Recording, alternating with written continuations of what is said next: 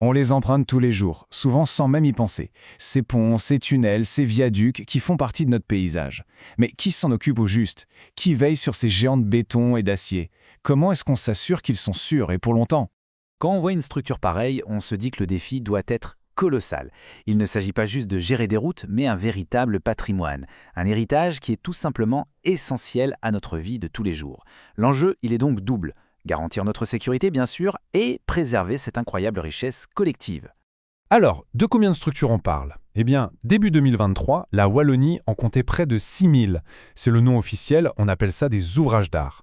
Pour se donner une idée, c'est comme si chaque village de la région avait en moyenne 2 de ces géants à entretenir. L'ampleur de la tâche donne un peu le vertige. Et si le nombre donne le vertige, attendez de voir la valeur de ce patrimoine. Plus de 2,8 milliards d'euros. C'est un capital public absolument énorme qu'il faut gérer au cordeau.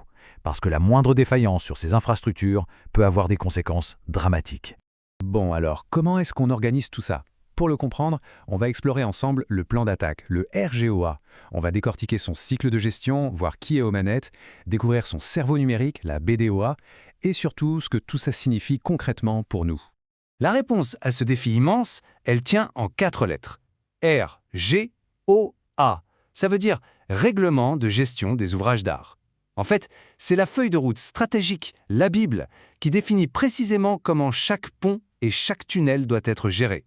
Les objectifs de ce RGOA sont hyper clairs et ils reposent sur 2 grands piliers. D'un côté, évidemment, la sécurité des usagers, pour éviter le moindre incident. Et de l'autre, garantir que l'argent public est utilisé le plus intelligemment possible. L'enjeu, c'est donc de faire les bonnes interventions au bon moment et au bon coût. D'accord, mais concrètement, comment ça marche? Eh bien, ce règlement organise la gestion comme un cycle qui ne s'arrête jamais. Imaginez une sorte de suivi médical permanent pour chaque pont et chaque tunnel. Et ce suivi, il se décompose en plusieurs étapes clés.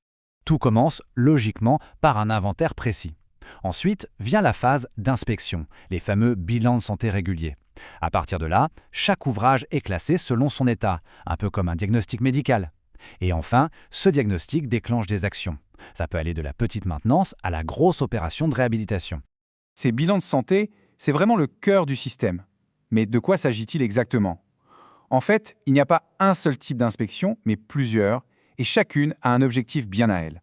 L'inspection la plus courante, c'est l'inspection A. C'est un peu l'équivalent du contrôle de routine chez le médecin généraliste.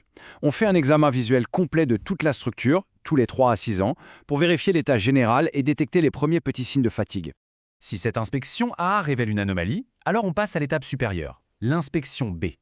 Là, c'est le spécialiste qui intervient. Il s'agit d'une expertise beaucoup plus poussée sur un problème précis, qui demande souvent des outils de pointe pour poser un diagnostic exact sur l'origine du problème.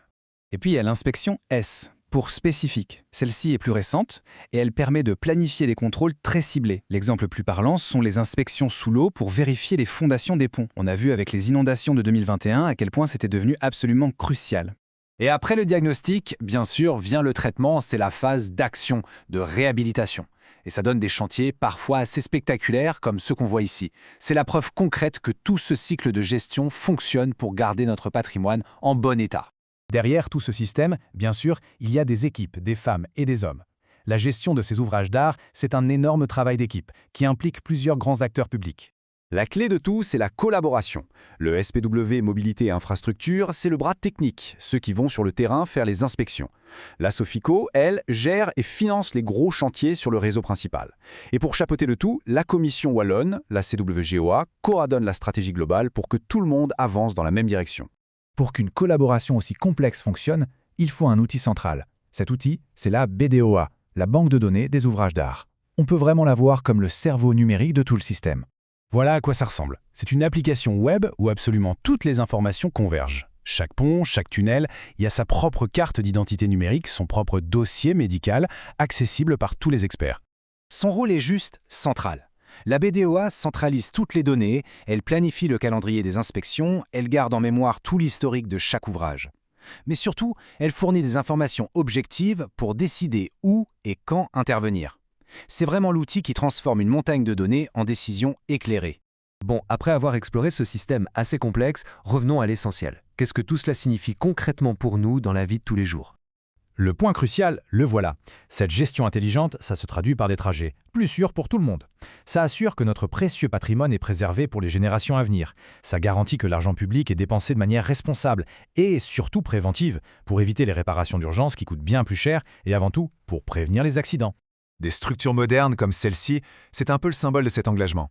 Parce que bien gérer le patrimoine qui existe déjà, c'est aussi ce qui permet de construire l'avenir sur des bases solides, en assurant la fiabilité et la sécurité de tout le réseau. La réponse, elle est dans ce système. Une méthode rigoureuse, des acteurs coordonnés et des outils numériques performants.